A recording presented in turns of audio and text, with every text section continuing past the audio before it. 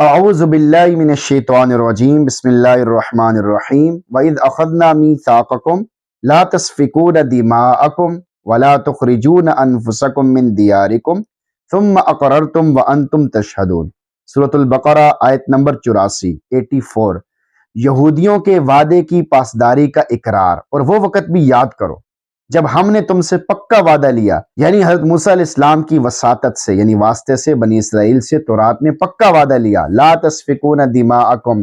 کہ آپس میں خون ریزی نہ کرنا، نہ حق ایک دوسرے کا خون نہ بہانا، کیونکہ یہ بہت بڑا جرم ہے جو انسان کو بدبخت بنا دیتا ہے۔ ولا تخرجون انفسکم من دیارکم، اور اپنے آدمیوں کو اپنے گھروں سے نہ نکالنا، یعنی کسی کو اذیت پہنچا کر اتنا تنگ مت کرنا کہ وہ ترک وطن پر مجبور ہو جائے۔ ثم اقررتم،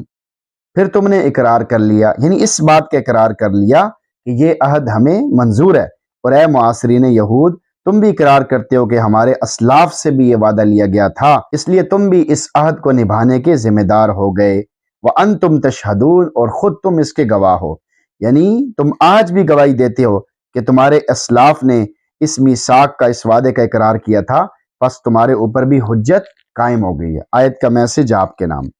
یہود سے جن باتوں کا وعدہ لیا گیا، مختلف جگہوں پہ مسلمانوں کو بھی ان کا حکم دیا گیا ہے، اور اشارہ کیا گیا ہے کہ تم یہودیوں کی طرح ان باتوں کو پس پش نہ ڈال دینا،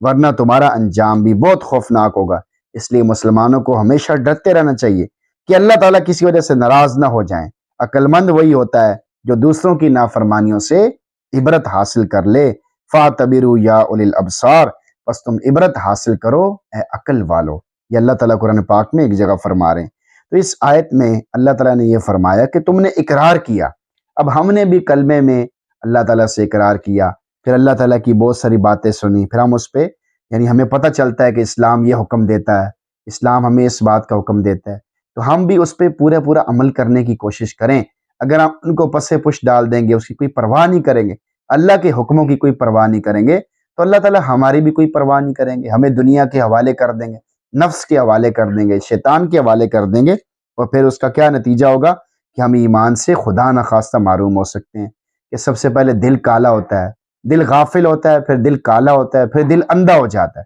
پھر انسان بدبخت بن جاتا ہے، اس کے اوپر دین کی کسی بات کا اثر ہی نہیں ہوتا۔ تو یہ سب اسی کا نتیجہ ہوتا ہے کہ آدمی اللہ کے وعدوں کو، اللہ کی باتوں کو، اور اللہ کے اشاروں کو، جو اللہ نے مجھے اور آپ کو بہت ساری باتیں سمجھائی ہیں، بتائی ہیں قرآن پاک کے ذریعے، ہم اس کو بالکل پڑھے بھی نہیں، سنے بھی نہیں، سمجھے ہی نہیں، بالکل اس کو بالکل پس پش ڈال دیں،